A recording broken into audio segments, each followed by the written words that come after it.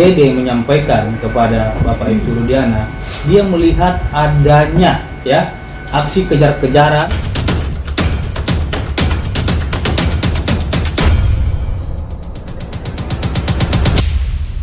Kami dari DPP Perhaki pada esensinya ingin memperjuangkan hak keadilan bagi setiap warga negara. Tentunya esensi kita hadir di sini dan berdiri di sini dan duduk bersama ini untuk memperjuangkan keadilan bagi keluarga korban. Kami dari DPP Perhaki telah membentuk tim yang seluruh advokat itu sejauh ini kita telah tunjuk 60 pengacara yang mendampingi. Mungkin bisa di-zoom. Ya. Ada 60 pengacara. Oke. 60 pengacara ini telah dibagi menjadi 6 koordinator yang fokus akan menyelesaikan dan menuntaskan kasus ini dan berjuang untuk Bapak Ibtu Rudiana dalam mencari keadilan. Rekan-rekan yang kami hormati, esensi kami di sini bukan untuk melawan siapapun, tidak. Akan tetapi kami ingin meluruskan kebenaran dan opini-opini yang menyesatkan di tengah-tengah publik pada hari ini. Kita ketahui selama ini klien kita Bapak Ibtu Rudiana adalah anggota polisi yang aktif dalam menjalankan tugasnya di dalam institusi kepolisian. Dan beliau sangat tunduk dan patuh kepada ikatan kedinasan. Sehingga selama ini mungkin teman-teman bertanya, kenapa Bapak Ibtu Rudiana itu tidak bicara? Kenapa Bapak Ibtu Rudiana itu bungkam? Kenapa Bapak Ibtu Rudiana itu melarikan diri? Saya jawab, itu semua tidak ada melarikan diri, tidak ada sembunyi, tidak ada bungkam, dan tidak ada untuk lari dari tanggung jawab sebagai pelapor. Tentunya kami jawab, beliau adalah anggota polisi aktif yang tunduk dan patuh kepada Perpor nomor 7 tahun 2022, dan itu juga sedang kita kaji sebagai tim kuasa hukum. Artinya kalau seumpamanya perintah, peraturan dan perintah hukum itu boleh berkewajiban untuk menyampaikan sesuatu hal itu, tentu beliau akan laksanakan. Akan tetapi karena hubungan kedinasan dan keterikatan kedinasan, beliau harus mematuhi SOP yang ada di internal kepolisian. Apalagi kasus hukum ini telah ditangani oleh penyidik Polda Jawa Barat yang tentunya terkait dengan persoalan hukum tidak ada kapasitas beliau untuk menjawab itu, melainkan yang menjawab yang resmi adalah bidang hubungan masyarakat Humas Polda Jawa Barat. Kita menghargai penyidik yang sedang bekerja dan kita tidak ingin menimbulkan spekulasi liar yang tentunya akan merusak citra dan nama baik Bapak Ibtu Rudiana dan institusi kepolisian. Kita yakini bahwasanya penyidik dan Polda Jawa Barat tetap melaksanakan prosedur hukum sesuai dengan ketentuan undang-undang dan profesional dalam menangani kasus ini. Kami akan menjawab tudingan-tudingan yang dilakukan oleh berbagai pihak yang selama ini sebenarnya kami tidak ingin meladeni ini semua. Akan tetapi karena memang tudingan ini sudah sangat jahat sekali, fitnah ini sudah sangat kejam sekali, al-fitnatu asaddu minal qatli. Artinya pembunuhan, fitnah itu lebih kejam daripada pembunuhan. Ini luar biasa sekali. Semoga Tuhan melindungi kita dari fitnah yang keji. Teman-teman sekalian yang kami hormati, akhir-akhir ini kita lihat bahwasannya banyaknya opini liar yang berkembang terhadap Ibtu Rudiana. Kami selaku kuasa hukum yang telah ditunjuk oleh Ibtu Rudiana di sini akan menjawab satu persatu terkait dengan pertanyaan-pertanyaan masyarakat, apa dan bagaimana dan siapa terkait dengan persoalan kasus ini. Jadi saya kira rekan-rekan juga nanti akan diberikan kesempatan untuk bertanya terhadap hal ini. Jadi sebelum itu saya ingin menyampaikan yang pertama terkait dengan tudingan bahwasanya almarhum Eki ini masih hidup, ya. Karena kita lihat banyaknya tudingan-tudingan almarhum ini sebenarnya masih hidup. Itu adalah hoax dan fitnah. Kalau almarhum masih hidup, tidak mungkin Bapak Ibtu Rudiana berjuang segigi ini sampai saat ini. memperjuangkan bagi korban. Yang kedua, terkait dengan tudingan ada katanya suruhan dari Bapak Ibtu Rudiana, namanya penjaga makam Bapak Rana, katanya disuruh Bapak Ibtu Rudiana untuk melarang orang melakukan ziarah di TPU Desa Jatiwangi dan melarang orang untuk ambil foto ataupun selfie di dekat pemakaman. Itu adalah berita bohong ataupun hoax. Bapak Rudiana setelah kami konfirmasi menyampaikan tidak mengenal yang namanya Rana dimaksud, dan tidak ada larangan dari Bapak Ibtu Rudiana untuk orang melakukan ziarah ke makam almarhum. Justru beliau itu berterima kasih dan senang apabila ada ya masyarakat yang ingin ziarah ataupun foto di dekat makam almarhum, dan justru beliau juga senang apabila ada yang mendoakan almarhum. Jadi clear sampai di sini, beliau tidak kenal yang namanya Rana, dan beliau tidak ada perintah ataupun menyuruh orang larang ziarah ke makam almarhum. Selanjutnya terkait dengan isu bahwasanya yang baru-baru ini ya, yang baru heboh sekarang itu yaitu Dede ya. Ini saya jawab ini. Dede mengatakan bahwasanya dia itu diarahkan ataupun disetting keterangannya oleh Ibtu Rudiana. Saya ingin menjelaskan bagaimana asal muasal adanya Dede ini kepada rekan-rekan sekalian. Kita ketahui bahwasanya pada tanggal 27 Agustus 2016 ya, Ibtu Rudiana ini diberitahukan oleh Bapak Sulaiman ya, bahwasanya menanyakan kepada Bapak Rudiana apakah nama anaknya ini bernama Muhammad Rizky Rudiana. Itu ditanyakan langsung oleh Ibtu Sulaiman kepada Bapak Rudiana. Benar, nama anaknya bernama Muhammad Rizky Rudiana. Dia menyampaikan bahwasanya sudah ada korban ya, korban kecelakaan lalu lintas di rumah sakit Gunung Jati, sehingga tolong dicek dulu apakah itu memang anak bapak atau tidak. Diceklah oleh Bapak Ibtu Rudiana ke rumah sakit Gunung Jati. Setelah dicek, benar dia melihat itu adalah anaknya. Dilihat dia dengan patah di sini, gigi juga hancur dan luka-luka di bagian kepala dan lain-lainnya. Dia merasa aneh atas meninggalnya anaknya tersebut, tapi karena memang dibilang kecelakaan awalnya, sehingga beliau memakamkan almarhum pada tanggal 28 Agustus 2016 di TPU Jatiwangi.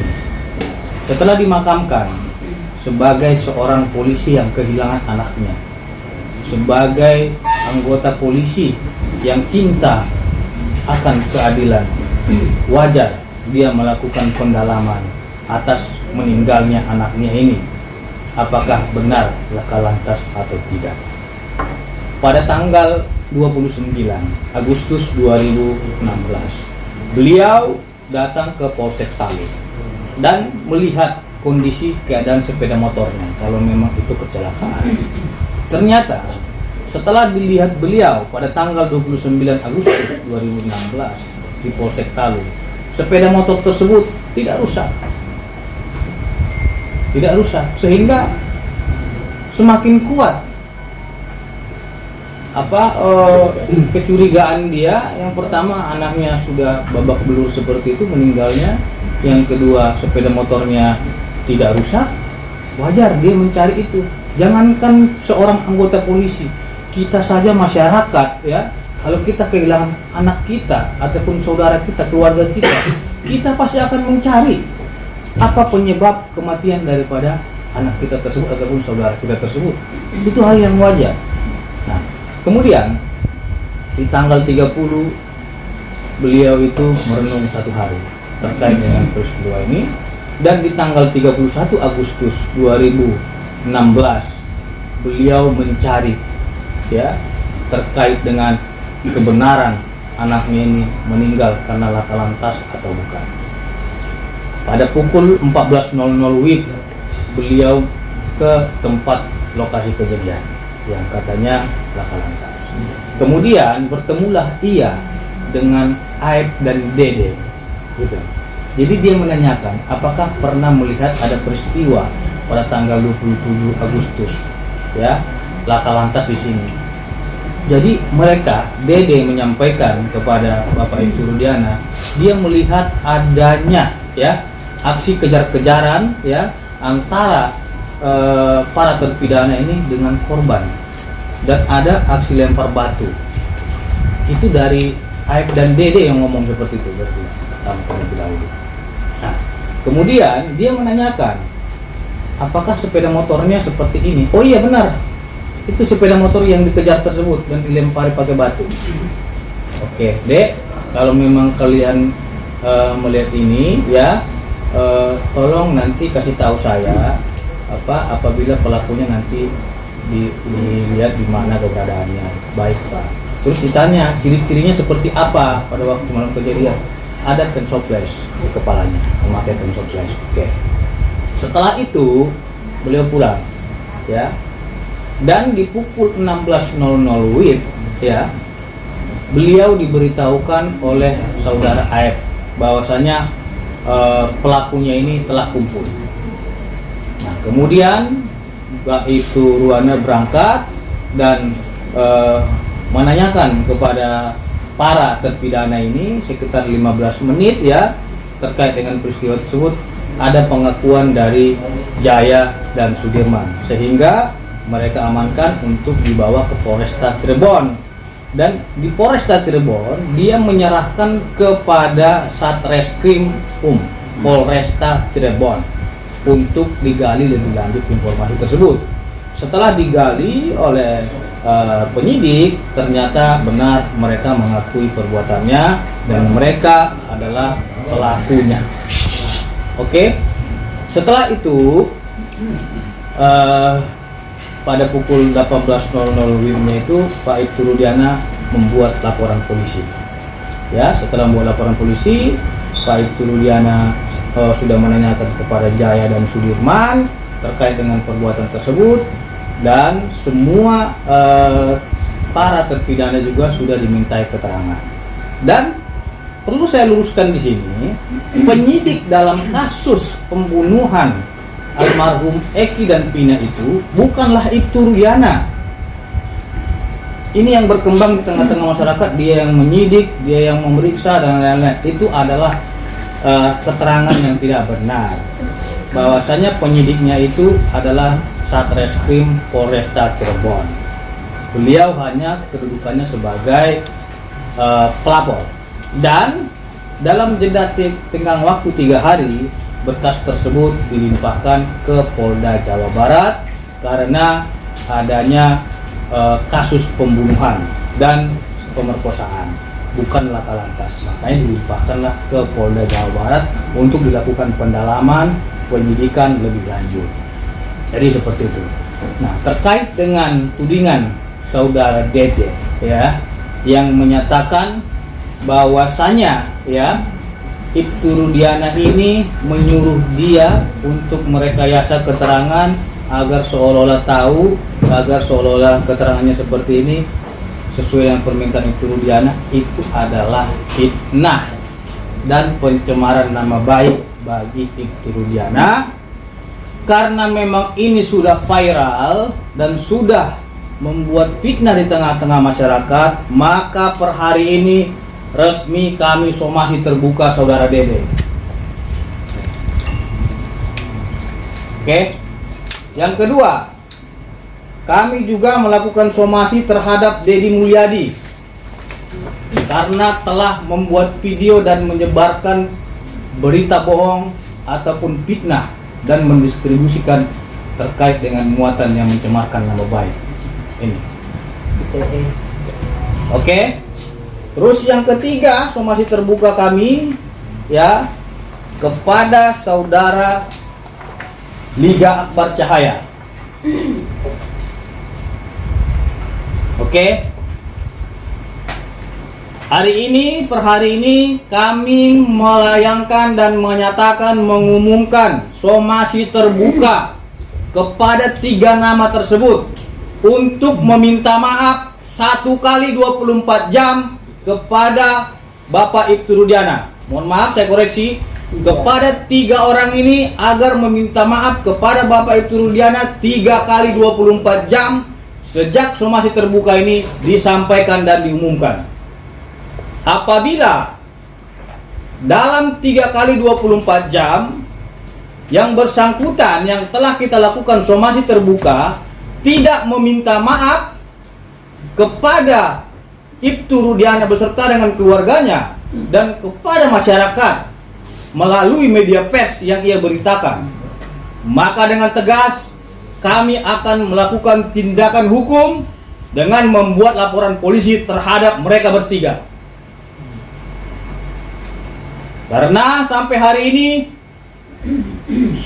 kita sudah cukup sabar menghadapi perbuatan-perbuatan mereka ini semua. Ingat, kesabaran itu ada batasnya. Orang yang sabar itu pasti punya batas kesabaran. Dan tegas, saya ulangi, kami peringatkan kepada saudara Dede, saudara Dedi Mulyadi, dan saudara Liga Akbar segera meminta maaf kepada Bapak Ibtu Rudiana karena saudara diduga telah menyebarkan fitnah dan mencemarkan nama baik serta melakukan penyebaran berita bohong. Untuk itu, dalam tempo 3 kali 24 jam, saudara segera minta maaf kepada Bapak Ibtu Rudiana dan keluarganya, dan tegas apabila tidak ada permintaan maaf itu, kami akan melakukan tindakan hukum. Selanjutnya, rekan-rekan yang kami hormati, terkait dengan para terpidana ini. Para terpidana ini ya dahulunya telah mengajukan pra peradilan. Ini putusannya. Mereka telah melakukan pengujian aspek formil terkait dengan proses penyidikan di Polresta maupun Polda Jawa Barat. Hasilnya, hakim menolak permohonan pra peradilan mereka terkait dengan penetapan tersangka, penahanan, dan lain-lainnya. Sehingga ya proses hukum terhadap para terpidana ini sudah sesuai ketentuan hukum dan peraturan perundang-undangan. Karena mereka telah melakukan upaya hukum pra peradilan, melakukan upaya hukum banding, melakukan upaya hukum kasasi, dan ada informasinya juga mereka melakukan upaya hukum PK. Jadi kita jangan juga merendahkan harkat dan martabat aparat penegak hukum. Dalam hal ini pihak kepolisian, kejaksaan, dan pengadilan. Karena mereka telah berdarah-darah dalam memeriksa perkara ini. Kalaupun para terpidana melakukan upaya hukum, silakan lakukan upaya hukum, tapi jangan juga merusak harkat dan martabat seseorang. Karena perkara ini sudah diputus ingkrah dengan putusan nomor 4, nomor 3, dan nomor 16.